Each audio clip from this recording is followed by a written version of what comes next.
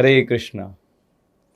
આ દુનિયામાં સાંભળવા માટે ઘણા બધા વિષયો છે અને બધા જ વિષયોમાં સર્વોત્તમ વિષય, સર્વોચ્ચ વિષય છે શ્રીમદ ભાગવતમ.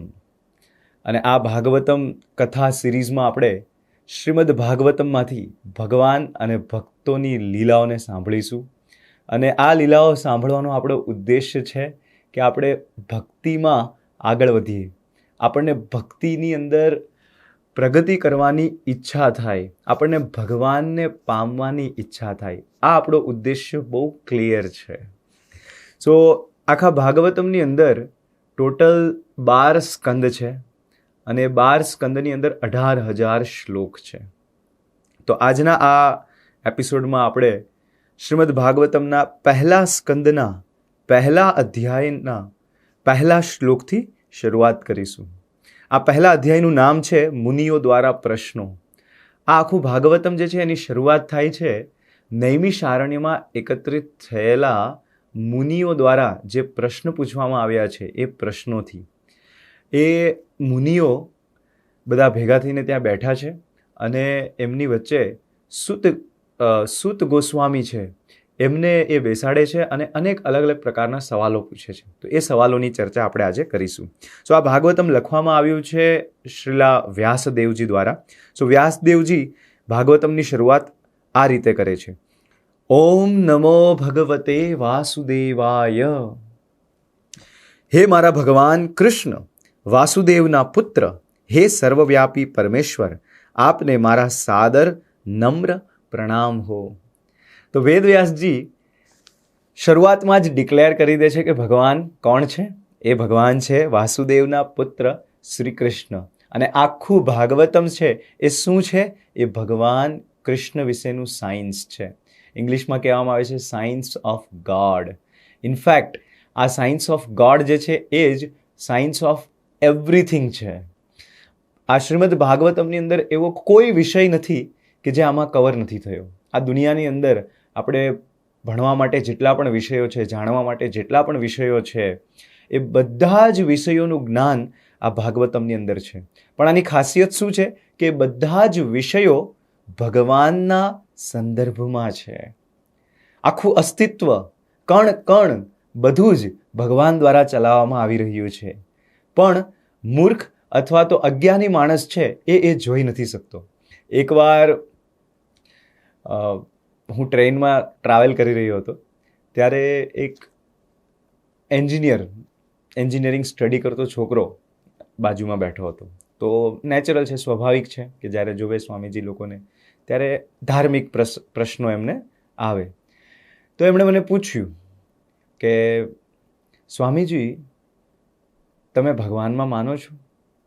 મેં કીધું હા, સ્વાભાવિક છે.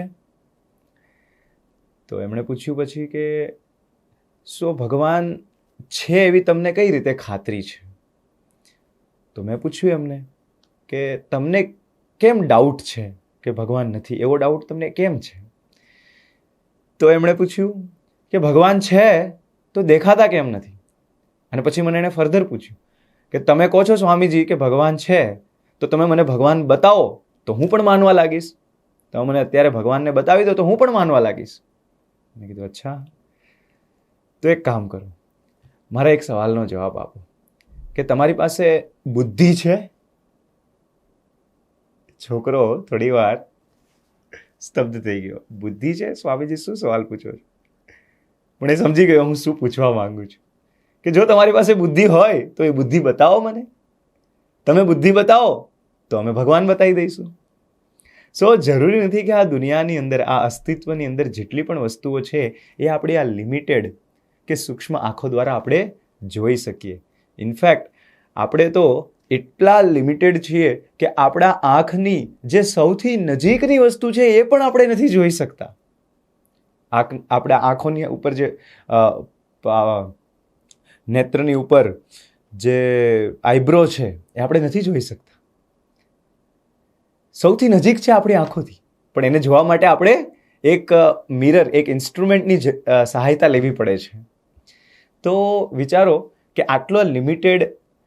આટલી લિમિટેડ ઇન્દ્રિયો દ્વારા આપણે ભગવાનને ચેલેન્જ કરીએ છીએ અને એ ભગવાન જે કોણ છે, અહીંયા કીધું છે જન્માદિ યસ્ય યતઃ,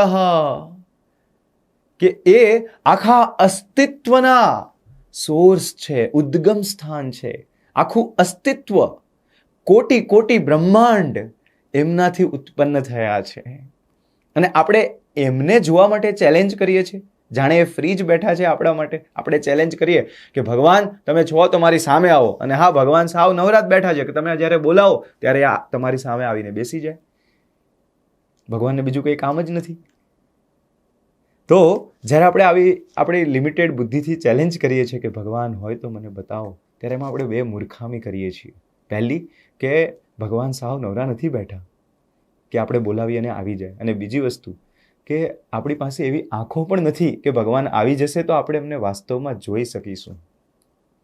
ભગવાને પોતાનું જે વાસ્તવિક રૂપ છે, વિશ્વરૂપ, એ દુર્યોધનને પણ બતાવ્યું હતું. જેવી રીતે એમણે અર્જુનને બતાવ્યું હતું એવી જ રીતે એમણે દુર્યોધનને પણ બતાવ્યું હતું. પણ છતાં દુર્યોધન ના સમજી શક્યો કે આ વાસુદેવ કોણ છે. એ ના જોઈ શક્યો. આંખો હોવા છતાં પણ એ ના જોઈ શક્યો દુર્યોધન. અને એ જ ભગવાનને અર્જુન બહુ સારી રીતે જોઈ શક્યા. તો ભગવાનને જોવા માટે ક્વોલિફિકેશન જોઈએ. આ બીજી વસ્તુ છે જે આપણે જનરલી નકારતા હોઈએ છીએ, કે આપણને નથી ખબર હોતી. તો આ જે શ્રીમદ ભાગવતમ છે એની અંદર આપણે એ અનકન્સીવેબલ, અચિંત્ય ભગવાન વિશે ચર્ચા કરીએ છીએ. પછી બીજા શ્લોકની અંદર, ઇનફેક્ટ આ ભાગવતમની ચર્ચા કરવી આટલા સંક્ષિપ્તમાં એ સંભવ નથી. શ્રીલા પ્રભુપાદજી, એમના ગુરુ ભક્તિ સિદ્ધાંત સરસ્વતી મહારાજે શ્રીમદ ભાગવતમના માત્ર પહેલા શ્લોક ઉપર જ બાંગ્લાદેશમાં ઢાકામાં 3 મહિના સુધી એવરી ડે પ્રવચન આપ્યું હતું. અને છતાં પછી એવું કીધું હતું કે આ 3 મહિનામાં જે આપણે પ્રવચન કર્યું આ એક શ્લોક ઉપર, એ આ શ્લોકનો પૂરો ભાવાર્થ જે છે એને કવર કરવા માટે સફિશિયન્ટ નથી. આ એક શ્લોક, ભાગવતમના એક શ્લોકની અંદર એટલો ઉમદો ભાવાર્થ છે કે આપણે એને જીવનભર એક જ શ્લોક ઉપર ચર્ચા કરીએ તો પણ ઓછું પડે. એટલું જ્ઞાન આ ભાગવતમની અંદર એક શ્લોકની અંદર ભરેલું છે. એ છે ભગવાનની મહિમા, વાસ્તવિક મહિમા. બીજા શ્લોકની અંદર વેદવ્યાસજી લખે છે, ધર્મ પ્રોજિત કૈતવો, કે આ ભાગવતમની અંદર આ દુનિયામાં જે અલગ અલગ પ્રકારના ધર્મો છે, જે માણસો દ્વારા બનાવવામાં આવેલા ધર્મો છે, અથવા તો સોકોલ્ડ ધર્મ જે છે, એ બધા ધર્મનો અહીંયા ત્યાગ કરવામાં આવ્યો છે. એ બધા ધર્મને આ ભાગવતમની અંદર સ્વીકારવામાં નથી આવ્યા. કેવા ધર્મો? કયા ધર્મો? જે સોકોલ્ડ ધર્મ કહેવાય, કે નામના જ ધર્મ કહેવાય, એવા ધર્મ કયા છે? ઘણીવાર મંદિરમાં લોકો આવતા હોય છે અને પૂછતા હોય છે કે સ્વામીજી કંઈક ઉપાય બતાવો, મારા છોકરાના લગ્ન નથી થતા, સ્વામીજી શું કરવું જોઈએ એના માટે? તમે કહો તો 108 નારિયેળ ચડાવીશું મંદિરે આવીને. કાં તો મારા છોકરાના વિઝા વારે ઘડીએ રિજેક્ટ થાય છે, મારો છોકરો 3 વર્ષથી અમેરિકાના વિઝા માટે અપ્લાય કરે છે, કેન્સલ થાય છે. સ્વામીજી કંઈક શું બાધા રાખીએ? શું કંઈક યજ્ઞ વિધાન કરવાનું હોય તો કરીએ. તમે કહો તો કંઈક પૂજા પાઠ કરાવીએ જેનાથી આ વિઝા થઈ જાય ક્લિયર. તો આવા જે બધા ધર્મો છે આ પણ શાસ્ત્ર અનુસાર જ છે. આવા યજ્ઞ કરવા, આવા ભાવથી પૂજા કરવી, એ બધું શાસ્ત્રો અનુસાર જ છે. પણ આવા ધર્મોને ભાગવતમે અહીંયા ઠુકરાવી દીધા છે કે નહીં, આ ભાગવતમની અંદર આવા ધર્મની ચર્ચા નથી થઈ રહી. ધર્મ માત્ર એક જ છે, આપણે આગળ જતા ચર્ચા કરીશું. અને એ એકમાત્ર ધર્મની જ આખા ભાગવતમના 18,000 શ્લોકની અંદર ચર્ચા થશે. અને ત્રીજા શ્લોકની અંદર વેદવ્યાસજી કહી રહ્યા છે, નિગમ કલ્પતરોર ગલિતમ ફલમ શુકમુખાદ અમૃત દ્રવ સંયુતમ પિબત ભાગવતમ રસમાલયમ મુહુરહો રસિકા ભુવિ ભાવુકા. નિગમ કલ્પતરોર ગલિતમ ફલમ, કે આ કલ્પતર મતલબ જે ઈચ્છા પૂરી કરી શકે એવું વૃક્ષ. કલ્પના, માત્ર આપણે જે પણ કલ્પના કરીએ બધી જ કલ્પનાઓને પૂરી કરી દે એવું એવો વૃક્ષ આ ભાગવતમ છે. જીવની દરેક ઈચ્છાઓ પૂરી કરી શકે આ ભાગવતમ. કેમ કે અને આ કેવું છે? શુકમુખાદ અમૃત દ્રવ સંયુતમ.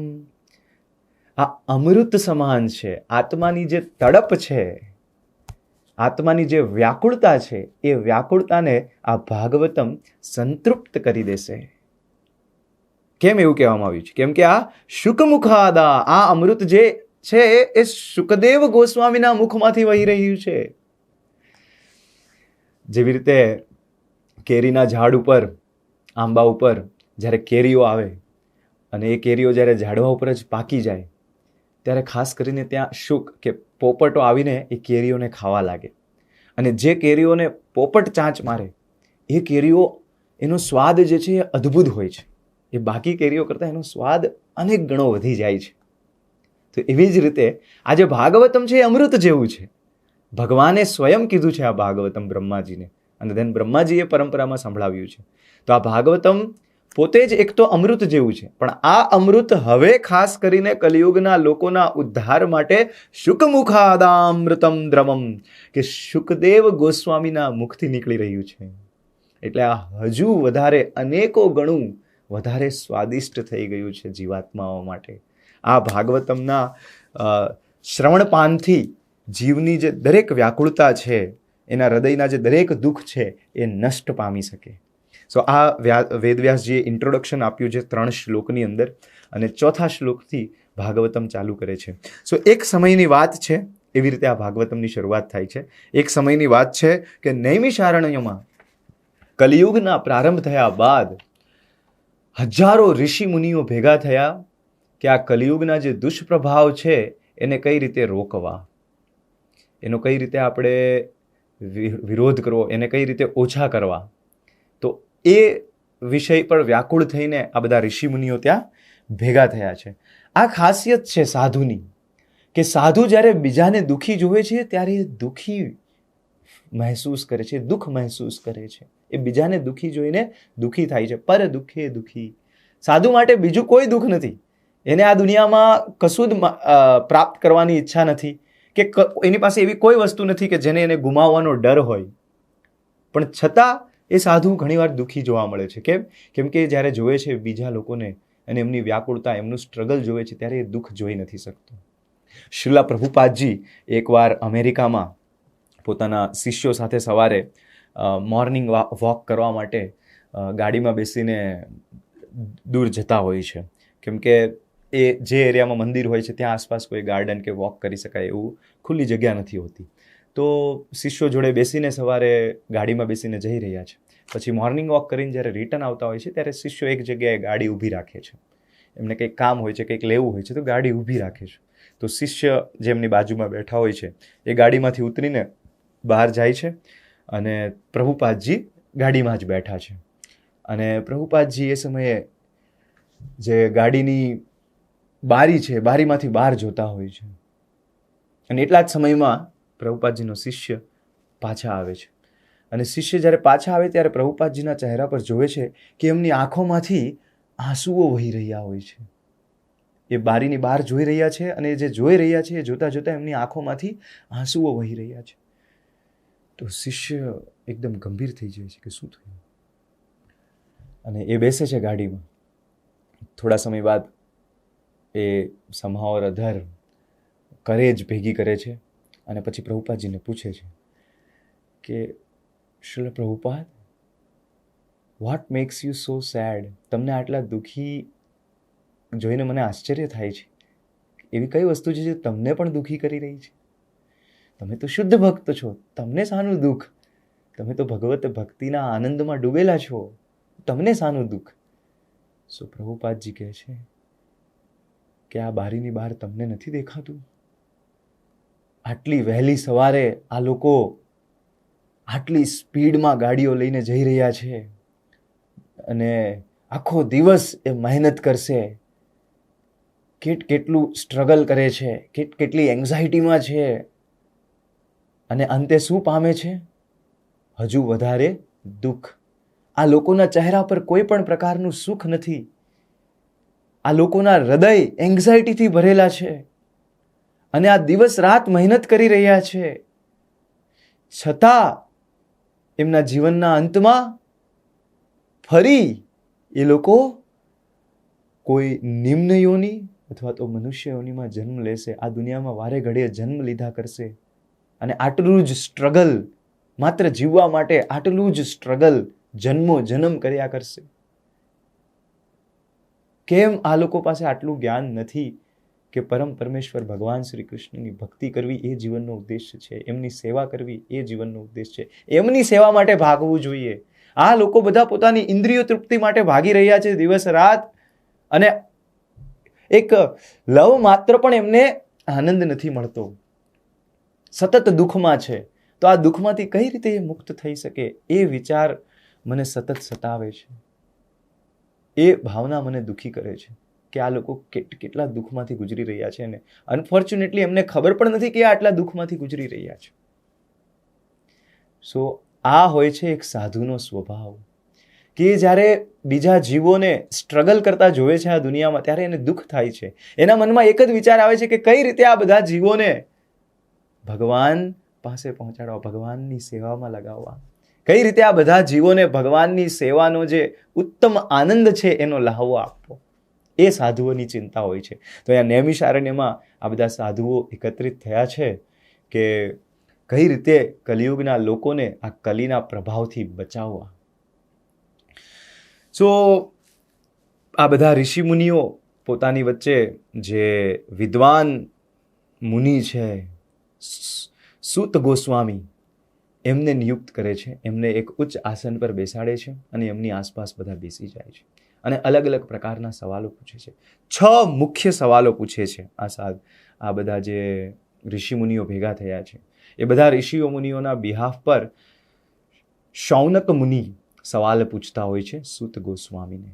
તો જે 6 સવાલ પૂછે છે એ 6 સવાલની આજે આપણે આમાં ચર્ચા કરીશું. પહેલો સવાલ આ શૌનકાદિ મુનિ પૂછે છે સૂત ગોસ્વામીને, એ આ છે: બધા લોકો માટે સર્વોચ્ચ ભલાઈનું કાર્ય શું છે? એવી કઈ એક્ટિવિટી છે કે જે બધા જ લોકોનું બધા જ પરિસ્થિતિઓમાં ભલાઈ કરી શકે, ઉદ્ધાર કરી શકે, એમના દુઃખોનું નિવારણ કરી શકે? એવી કઈ એક્ટિવિટી છે? આ શૌનકાદિ મુનિનો પહેલો પ્રશ્ન છે. જો પહેલા પ્રશ્નમાં જ એમની જે ચિંતાઓ છે, એમનો જે મનનો ભાવાર્થ છે આપણને દેખાઈ રહ્યો છે. એ પોતાના માટે નથી પૂછી રહ્યા કે મારા મોક્ષ માટે કંઈક માર્ગ બતાવો કે અમારા મોક્ષ માટે કંઈક માર્ગ બતાવો, એવું નથી પૂછી રહ્યા. એ પૂછી રહ્યા છે કે આ બધા જ લોકોની ભલાઈ માટે જે સર્વોચ્ચ એક્ટિવિટી છે એ શું છે? તો આ એમનો પહેલો સવાલ છે. આગળ જતા આ સવાલનો જવાબ આપે છે સૂત ગોસ્વામી, કહે છે: વાસુદેવે ભગવતી ભક્તિ યોગ પ્રયોજિત જનયતિ આસુ વૈરાગ્ય જ્ઞાનમ ચ અહિતુકી. વાસુદેવે ભગવતી ભક્તિ યોગ પ્રયોજિતા, કે ભક્તિ યોગ પ્રયોજિતા, ભક્તિ યોગ ભગવાનની સેવા જે છે એ સર્વોચ્ચ ભલાઈનું કાર્ય છે. એનાથી ઉચ્ચ કાર્ય કોઈ નથી. વાસ્તવિકમાં વ્યક્તિને દરેક પ્રકારના દુઃખોમાંથી મુક્ત થવું હોય તો એક જ ઉપાય છે: વાસુદેવે ભગવતી ભક્તિ યોગ પ્રયોજિતા. અને આ ભક્તિ જે છે એ દેખાવની ભક્તિ નથી કે ભગવાનનું નામ લીધું, રીલ બનાવી ઇન્સ્ટાગ્રામમાં અપલોડ કરી દીધી, ભગવાનના મંદિરે ગયા અને ફોટો નાખીને 4 લોકો જોડે શેર કર્યો કે જો આજે સવારે મંદિરે ગયો હતો. એવી ભક્તિની વાત અહીંયા નથી થઈ રહી. આ એવી ભક્તિ છે કે જે ઓટોમેટિકલી જનયતિ આસુ વૈરાગ્યમ જ્ઞાનમ ચ અહેતુકી. આ અહેતુકી ભક્તિ છે કે જેમાં કોઈ હેતુ નથી, કોઈ સ્વાર્થ નથી. આ હાઈએસ્ટ ભક્તિ છે. અને જ્યારે આવી ભક્તિ કોઈ વ્યક્તિ કરે છે ત્યારે એના 2 સિમ્પટમ છે. એ વ્યક્તિની અંદર 2 વસ્તુ આપણને જોવા મળે. શું 2 વસ્તુઓ? પહેલી વસ્તુ છે જ્ઞાન અને બીજી વસ્તુ છે વૈરાગ્ય. આ જ્ઞાન અને વૈરાગ્યની ઉત્પત્તિ ઓટોમેટિકલી આવા વ્યક્તિની અંદર થઈ જાય છે. એમને બહુ બધા શાસ્ત્રોનું અધ્યયન કરવાની જરૂર પડતી નથી. વૈરાગ્યની ભાવના ઓટોમેટિકલી અંદર આવી જાય છે એની અંદર. એને જરૂર ના હોય એવી બધી વસ્તુઓથી કોઈ પણ પ્રકારનો લગાવ નથી રહેતો. એને વૈરાગ્ય કહેવાય, વાસ્તવિક વૈરાગ્ય. જેટલી જરૂર છે એટલો જ સ્વીકાર કરે એ માત્ર. સો આવી ભક્તિ જે છે એ ભક્તિ જ માત્ર લોકોનું કલ્યાણ કરી શકે. તો આ પહેલા સવાલનો જવાબ છે. બીજો સવાલ પૂછે છે આ શૌનકાદિ મુનિ: અનેક શાસ્ત્રોનો સાર શું છે? આ દુનિયાની અંદર ઘણા બધા શાસ્ત્રો છે. 108 ઉપનિષદ છે, 18 મહાપુરાણો છે, 4 વેદ છે, ઇતિહાસ છે, રામાયણ મહાભારત, સંહિતાઓ છે, અલગ અલગ સંહિતાઓ છે. તો આ બધા જ શાસ્ત્રોનો જે સાર છે એ શું છે? કેમ આવું પૂછી રહ્યા છે શૌનકાદિ મુનિ? કેમ કે એમને ખબર છે કે કલિયુગની અંદર જે લોકો જન્મ લેશે એ લોકોની અંદર આ બધા જ શાસ્ત્રોને વાંચવાની બુદ્ધિ નહીં હોય, એમની અંદર એટલી ક્ષમતા નહીં હોય. કલિયુગના લોકો જે છે એમનું વર્ણન કરે છે શૌનકાદિ મુનિ, કહે છે પ્રાયેણ અલ્પ આયુષ, કે એમના આયુ ઓછા છે. આ શાસ્ત્રોને સ્ટડી કરવા માટે એમની પાસે સફિશિયન્ટ ઉંમર પણ નથી, આયુ પણ નથી. 30 વર્ષની ઉંમરે તો એમને હાર્ટ એટેક આવી જશે, 40 વર્ષની ઉંમરે તો એ ગઈઢા થઈ જશે. દેન મંદા સુમંદ મતયો મંદ ભાગ્ય ઉપદ્રતઃ, આ કળિયુગના લોકો અલ્પ આયુષ્ય ધરાવે છે અને તેઓ ઝઘડાખોર, આળસુ, ગેરમાર્ગે દોરવાયેલા, કમનસીબ અને એ ઉપરાંત હંમેશા વયગ્ર મનવાળા, કે એમનું મન હંમેશા ડિસ્ટર્બ્ડ હશે. સૌથી પહેલા તો એ વાતમાં ઝઘડા કરશે, ઝઘડાખોર હશે આ કલિયુગના લોકો. આપણે જોઈએ છે ને, રસ્તા પર જતા હોય, કોઈ બાઇક લઈને જતા હોય, જરાક કોઈ બીજાના વ્હીકલને, બીજાની કારને ટચ થઈ ગયું, એમાં તો એ બહાર નીકળીને એટલો ઝઘડો કરશે, કલાકનું ટ્રાફિક ભેગું કરી દેશે. અરે ભાઈ, એકબીજાની માફી માંગીને આગળ નીકળી જાઓ. માણસનો સ્વભાવ છે ભૂલ કરવું, મિસ્ટેક કરવી. આળસુ હશે કલિયુગના લોકો, ગેરમાર્ગે દોરવાયેલા હશે. જેમને કંઈક વાસ્તવિકમાં થોડું જ્ઞાન કે કંઈક જાણવાની ઈચ્છા હશે, એમને ગેરમાર્ગે દોરવાવાળા ઘણા બધા લોકો મળી જશે. કમનસીબ અને એ ઉપરાંત વયગ્ર મનવાળા હોય છે. સો આ કલિયુગના લોકોનું ડિસ્ક્રિપ્શન આપવામાં આવ્યું છે કે કલિયુગના લોકો આવા હશે, એમની અંદર કોઈ પણ પ્રકારના સદગુણ નહીં જોવા મળે. તો આવી અવસ્થામાં આટલા બધા શાસ્ત્રો કઈ રીતે વાંચી શકે? તો આ બધા જ શાસ્ત્રોનો સાર શું છે એ તમે કહી દો. શૌનકાદિ મુનિ પૂછી રહ્યા છે સૂત ગોસ્વામીને. સૂત ગોસ્વામી કહે છે, સવૈ પુંસામ પરો ધર્મ યતો ભક્તિર અધોક્ષજા અહેતુકી અપ્રતિહતા યયાત્મા સુપ્રસિદ્ધતી. કે બધા જ શાસ્ત્રોનો સાર આ છે, સવૈ પુંસામ પરો ધર્મ, કે પરો ધર્મ, બધા શાસ્ત્રોનો ધાર અને સાર અને સર્વશ્રેષ્ઠ ધર્મ જે છે, એ સર્વશ્રેષ્ઠ ધર્મ શું છે? યતો ભક્તિર અધોક્ષજા. અધોક્ષજા ભગવાન, કે જેમના અક્ષ, જેમની આંખો સર્વત્ર વ્યાપી છે. આ દુનિયાની અંદર, આ અસ્તિત્વની અંદર એક કણ માત્ર કે એક ખૂણો પણ એવો નથી કે જેમની આંખો ના પહોંચતી હોય. એવા ભગવાન અધોક્ષજ, એમની ભક્તિ જે છે એ પરોધર્મ છે, એ સૌથી મોટો ધર્મ છે. અને આ ભક્તિની ખાસિયત શું છે? આ કેવી રીતે થવી જોઈએ આ ભક્તિ? અહેતુકી અપ્રતિહતા, કે એમાં કોઈ હેતુ ના હોવો જોઈએ, જેમ આપણે શરૂઆતમાં ચર્ચા કરી કે કોઈ સ્વાર્થ ના હોવો જોઈએ. ભગવાનની સેવા કરવામાં મારે કોઈ સ્વાર્થ નથી, મારે કશું જ નથી જોઈતું. મારે માત્ર ને માત્ર ભગવાનને આનંદ આપવો છે, મારે ભગવાનના ચહેરા પર સ્માઇલ લાવવી છે. બસ મારે આ ભક્તિનો એક જ ઉદ્દેશ્ય છે કે ભગવાનને મારે પ્રસન્ન કરવા છે, મારે બીજું કશું જ નથી જોઈતું. અને અપ્રતિહતા, કે આવી ભક્તિ જ્યારે વ્યક્તિ કરે છે તો એને કોઈ રોકટોક નથી આવતી, એને કોઈ રોકી નથી શકતું. ભક્તની જ્યારે અહેતુકી ભક્તિ હોય છે તો એની અંદર કોઈ અપ્રતિહતા, મતલબ એમાં કોઈ રૂકાવટ નથી લાવી શકાતી. આ ભૌતિક સંસારના, ભૌતિક જગતના ભૌતિક દુઃખોથી કે ભૌતિક બાધાઓથી એની ભક્તિને રોકી ના શકાય. કોઈ પણ પરિસ્થિતિ, પૈસા નથી તો પણ એની ભક્તિ નહીં રોકે, સમય નથી તો પણ એની ભક્તિ નહીં રોકે. ઘણીવાર લોકોને મળતા હોઈએ છીએ, કહેતા હોઈએ છીએ મંદિરે આવો, અરે સ્વામીજી ક્યાં સમય જ રહે છે, એટલા બિઝી છીએ, એટલો ટાઈમ જતો રહે છે આ બધી વસ્તુમાં, સમય નથી. તો સમય નથી એ વસ્તુ એને ના રોકી શકે ભક્તિને. અને પછી કીધું છે યયાત્મા સુપ્રસિદ્ધતી. આવી ભક્તિ જ્યારે વ્યક્તિ કરે છે ત્યારે એ આત્માને સુપ્રસિદ્ધ, આત્માને આનંદ આપે છે. એ વ્યક્તિ આત્માથી તૃપ્ત થઈ જાય છે, આનંદિત થઈ જાય છે. તો આ બીજા સવાલનો જવાબ છે. તેન ત્રીજો સવાલ પૂછી રહ્યા છે શૌનકાદિ મુનિ, ભગવાને દેવકીની ગોદમાં જન્મ શું કામ લીધો? અહીંયા બહુ ઇન્ટરેસ્ટિંગ વસ્તુ છે કે શૌનકાદિ મુનિ પૂછી રહ્યા છે કે ભગવાને દેવકીના ગોદમાંથી કેમ જન્મ લીધો? ભગવાને જન્મ શું કામ લીધો એવું પણ પૂછી શકતા હતા, પણ એમણે પૂછ્યું કે ભગવાને દેવકીના ગોદથી જ કેમ જન્મ લીધો? તો એનો પણ ભાવાર્થ છે, આગળ સમજાવે છે સૂત ગોસ્વામી કે ભગવાન ભાવાગ્રહી છે. જ્યારે ભક્ત બોલાવે છે ત્યારે ભગવાન આવે છે. ભગવદ્ ગીતાની અંદર ભગવાને કીધું કે યદા યદા હિ ધર્મસ્ય ગ્લાનિર્ભવતિ ભારત અભ્યુત્થાનમ અધર્મસ્ય તદાત્માનમ સજામ્યહ. કે હું જ્યારે ધર્મની ગ્લાનિ થાય છે ત્યારે ધર્મને વાપસ સ્થાપિત કરવા માટે આવું છું. અને શું કરવા? પરિત્રાણાય સાધુનામ વિનાશાય ચ દુષ્કૃતામ, કે દુષ્કૃત લોકોનો વિનાશ કરવા. પણ જ્યારે એમણે એવું કીધું કે વિનાશાય ચ દુષ્કૃતામ, તો એના પહેલા એવું કીધું કે પરિત્રાણાય સાધુનામ. જો પહેલો ઉદ્દેશ્ય જે છે ભગવાનનો આ દુનિયામાં આવવાનો એ છે કે ભક્તોનો ઉદ્ધાર કરવો, ભક્તોને પરિત્રાણાય, દુઃખોમાંથી પાર કરવા. તો દેવકી દુઃખી હતી, કંસના કારાગૃહમાં દેવકી દુઃખી હતી.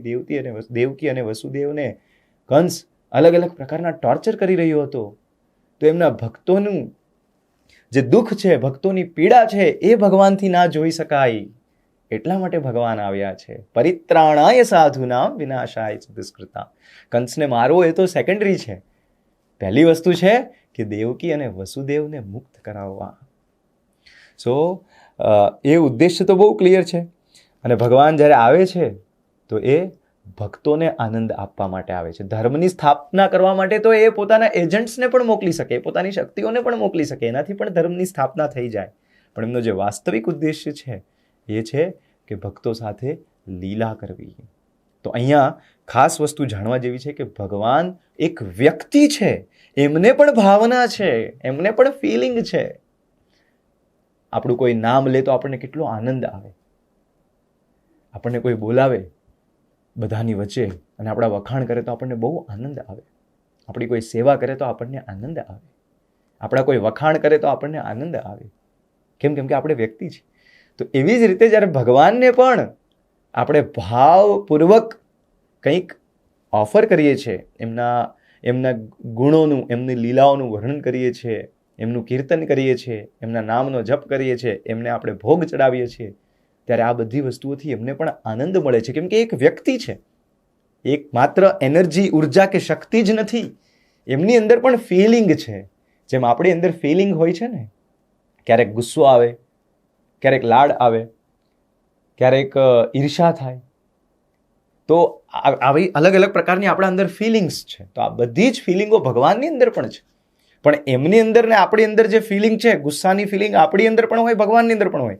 પણ આપણી ગુસ્સાની ફિલિંગ અને એમના ગુસ્સાની ફિલિંગ અલગ અલગ છે. એમની જે છે એ ટ્રાન્સેન્ડેન્ટલ છે, એ દિવ્ય ફિલિંગ છે. આપણી ફિલિંગ્સ ભૌતિક છે, મટીરિયલ છે, આપણી સેલ્ફ સેન્ટર્ડ ફિલિંગ્સ હોય છે. ભગવાનની ફિલિંગ દિવ્ય છે અને ભક્તોને સેન્ટ્રિક છે. એમને ગુસ્સો ક્યારે આવે? જ્યારે કોઈ ભક્તોને હેરાન કરે. જેવી રીતે પ્રહલાદ મહારાજને હિરણ્યકશિપુએ બહુ ટોર્ચર કર્યું અને ભગવાનથી આ ન જોઈ શકાણું.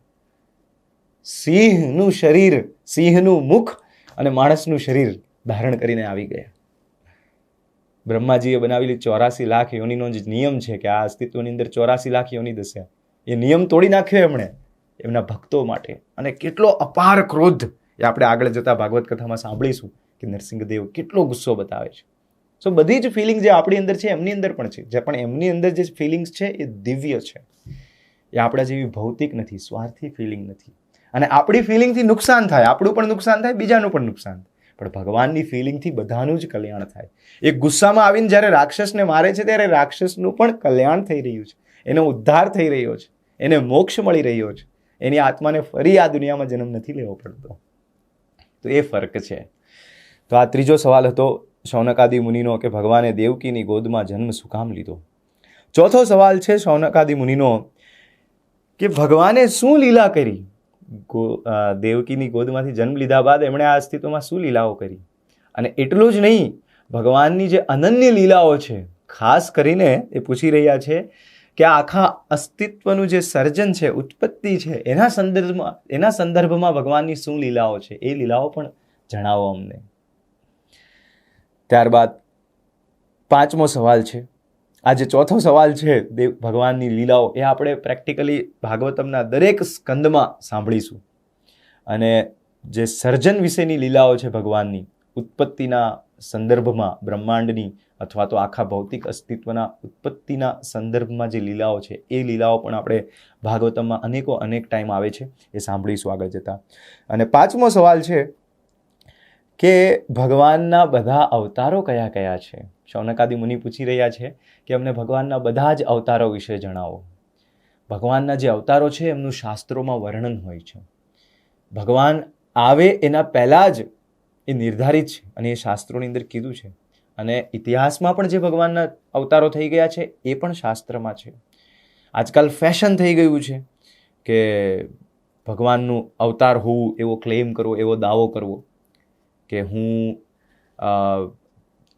ભગવાનનો અવતાર છું, હું કૃષ્ણનો અવતાર છું, કે હું રામનો અવતાર છું, હું રામકૃષ્ણ બંનેનો અવતાર છું, કે પછી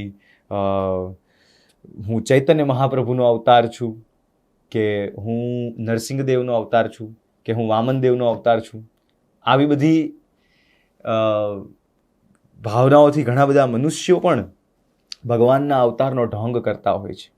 તો કોઈ વ્યક્તિ જ્યારે અવતાર હોવાનો દાવો કરે છે તો એની પરીક્ષા કઈ રીતે લેવી, મતલબ એ વાસ્તવમાં ભગવાનનો અવતાર છે કે નહીં, એ કઈ રીતે જાણવું, એ ભાગવતમની અંદર આપણે નિરીક્ષણ કરી શકીએ કે જો એ અવતારો વિશે શાસ્ત્રોની અંદર આપ્યું હોય, ભાગવતમ કે અન્ય કોઈ પુરાણ કે અન્ય કોઈ શાસ્ત્રની અંદર એ અવતાર વિશે માહિતી આપેલી હોય, તો આપણે સ્વીકાર કરી શકીએ કે હા, એ વ્યક્તિ વાસ્તવમાં ભગવાનનો અવતાર છે. ભાગવતમ આજથી 5000 વર્ષ પહેલાં બોલાણું અને લખાણું, પણ આ ભાગવતમની અંદર આજથી 2000 વર્ષ પહેલાં ભગવાનનો જે અવતાર આવ્યો છે, ભગવાન બુદ્ધ, એમનું વર્ણન છે. કલિયુગના અંતમાં જે કલ્કી આવવાના છે એમનું પણ વર્ણન છે. કયા ગામમાં આવશે, એમના માતા પિતાનું નામ શું હશે, એમનો વર્ણ કેવો હશે, એમનો રંગ કેવો હશે, અને એ શું કાર્ય કરશે, એ બધું જ વર્ણન ભાગવતમની અંદર પહેલેથી જ આપી દીધું છે. તો શાસ્ત્રોની અંદર જો વર્ણન હોય, એ વર્ણન સાથે એ વ્યક્તિના બધા ગુણ, એમની બધી હિસ્ટ્રી, બેકગ્રાઉન્ડ બધું મેચ થતું હોય તો આપણે એને ભગવાનનો અવતાર કહી શકીએ. દેન 6થો શ્લોક અને આખરી શ્લોક છે. આ અધ્યાયનો છેલ્લો શ્લોક અને છેલ્લો પ્રશ્ન છે.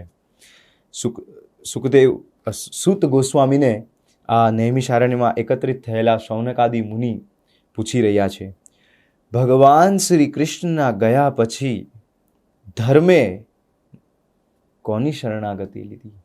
ધર્મના જે સિદ્ધાંત છે, એ ધર્મના સિદ્ધાંતોનું હવે શું થયું? ભગવાન કૃષ્ણ આ દુનિયામાંથી જતા રહ્યા, એના પછી હવે ધર્મ ક્યાં છે? આ આખરી સવાલ પૂછી રહ્યા છે શૌનકાદિ મુનિ. આનો જવાબ આગળ ભાગવતમની અંદર આપ્યો છે કે ભગવાન શ્રી કૃષ્ણના ગયા પછી કલિયુગની અંદર જો કોઈને વાસ્તવિક ધર્મ જાણવું હોય તો એ વાસ્તવિક ધર્મ મળશે એને શ્રીમદ ભાગવતમમાંથી. આ ભાગવતમ જે છે એની શરણાગતિ ધર્મે લીધેલી છે. ધર્મના બધા જ સિદ્ધાંતોએ ભાગવતમની શરણાગતિ લીધી છે. જે વ્યક્તિ પણ આ ભાગવતમની કથાનું શ્રવણ કરશે એ વ્યક્તિ કલિયુગના જે દુષ્પ્રભાવો છે એ દુષ્પ્રભાવોમાંથી મુક્ત થઈ જશે. કલિયુગ એવા વ્યક્તિને ટચ પણ નહીં કરી શકે. જે વ્યક્તિ ભાગવતમનું નિત્ય શ્રવણ કરશે, રેગ્યુલરલી શ્રીમદ ભાગવતમને સાંભળશે, અને જ્યારે ભાગવતમને સાંભળે છે ત્યારે એનો ભાવ હોવો જોઈએ, એની ફિલિંગ હોવી જોઈએ કે મારે કશું જ નથી જોઈતું, માત્ર ભગવાનની સેવા જોઈએ છે.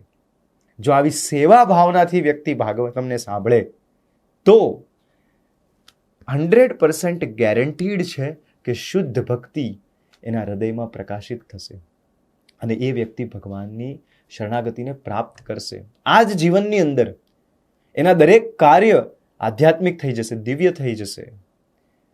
એને કશું પણ ત્યાગ કરવાની જરૂર નથી. એ જે પણ પ્રવૃત્તિમાં લાગેલો છે એ બધી જ એક્ટિવિટી કરી શકે, પોતાનું ઘર સંસાર ચલાવી રહ્યો છે એ ચલાવી શકે, એને કશું છોડવાની જરૂર નથી. બસ એને ઘર સંસારમાં રહીને એવરી ડે આ ભાગવતમનું શ્રવણ કરવાનું છે. અને આ ભક્તિની જે પ્રોસેસ છે એમાં 9 અલગ અલગ ક્રિયાઓ છે. શ્રવણમ કીર્તનમ વિષ્ણુ સ્મરણમ પાદ સેવનમ. તો શરૂઆત થાય છે ભક્તિની પ્રોસેસ શ્રવણમ કીર્તનમ, કે સાંભળવાથી. ભક્તિની જેટલી પણ પ્રોસેસ છે એમાં સૌથી સર્વોત્તમ અને સૌથી ઇમ્પોર્ટન્ટ જે પ્રોસેસ છે એ છે શ્રવણમ, સાંભળવું, ભાગવતમને સાંભળવું, ભગવાનના નામને સાંભળવું, અને સાંભળ્યા બાદ કીર્તન કરવું, બીજાને સંભળાવવું, ભગવાનનું નામ પણ અને ભગવાનની મહિમા પણ સાંભળવી અને સંભળાવવી. આ છે વાસ્તવિક ભક્તિ. આની આપણે ઘણી બધી ડિટેલ્સમાં આગળ જતાં આપણે આ ભાગવત કથામૃત સિરીઝમાં ડિસ્કસ કરીશું. તો અત્યારે બધાને હરે કૃષ્ણ.